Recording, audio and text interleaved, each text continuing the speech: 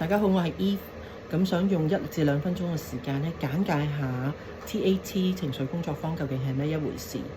咁 TAT 全名咧就係 Tappers Acupressure Technique，咁其實係由一位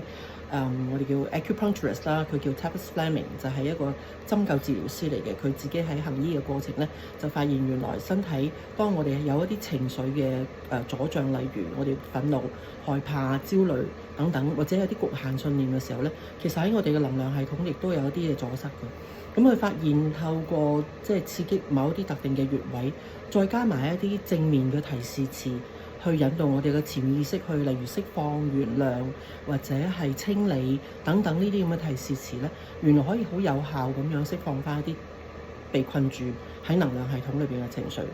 咁喺現實生活中，我自己用得最多係咩時候咧？除咗用喺我自己身上之外咧，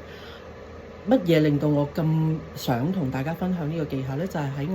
當我仲係做緊療愈工作嘅時候，往往有好多客人咧，都係有好多帶住好多嘅，例如係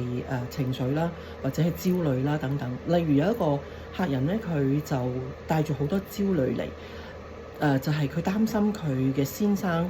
因為成日都好中意出去同啲朋友去 social 啊咁樣。咁就會飲啲酒嘅，咁佢成日都好擔心，萬一飲醉咗喺外邊發生啲咩事，咁會點呢？咁於是就同先生有好多呢方面嘅摩擦，希望先生可以唔出去飲嘢咁樣。咁但係我哋理性啲去諗呢，咁當然呢啲可能都係諗多咗啦。但我亦都好明白，當你喺嗰個焦慮裏邊呢，你係冇辦法將自己抽身嘅。咁嗰一次我就係幫呢一個客人咧做咗好短暫嘅一個，大概係2分鐘嘅一個 TAT， 咁好快佢就已經可以舒緩到佢嗰種嘅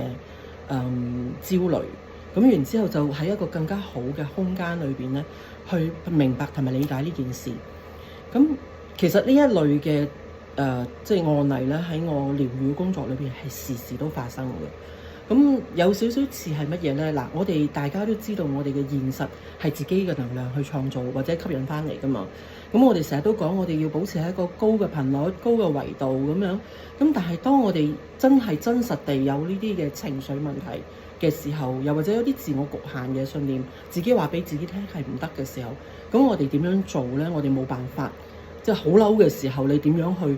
好愛人咧，唔會做到噶嘛。咁所以呢個時候就係如果有一啲嘅小技巧，你可以好短時間裏邊中和咗或者釋放咗呢啲受困嘅能量，令你可以其後半步有一個能力啊，唔會受呢個情緒牽住你嘅鼻子走，然後有個能力其後半步有一個空間，往往咧就會可以令你可以翻轉或者扭轉成件事，又甚至係可以顯化一個完全唔同嘅局面。咁所以呢個係一個好大嘅原因，我好想同大家去分享呢個小技巧。有少少似係點呢？如果你牙痛，你去睇牙醫，牙醫係唔會即刻幫你剝咗隻爛牙嘅，係咪？佢一定先幫你消炎先。咁而 TAT 就係一個靈性上嘅止痛同埋消炎劑，你好快可以將你好波動嘅情緒呢，有一個舒緩嘅窗口，令你有更多嘅我哋叫 clarity。更加清晰嘅清明嘅腦筋咧，去睇清前面嘅局面係點咯。咁所以係一個雖然係一個唔係好長嘅一個 workshop，但係我好希望將呢個技巧同大家分享。咁希望到時會見到你。咁但係當然啦，如果件事係反覆會發生，證明嗰隻爛牙仲喺度啊嘛。到最後我哋要掹咗隻爛牙，咁而爛牙點樣掹呢？就喺顯化工作坊裏邊會講多少少。咁喺另一條片，我會講多少顯化工作坊究竟係咩一回事。咁希望喺情緒工作坊見到你啦〜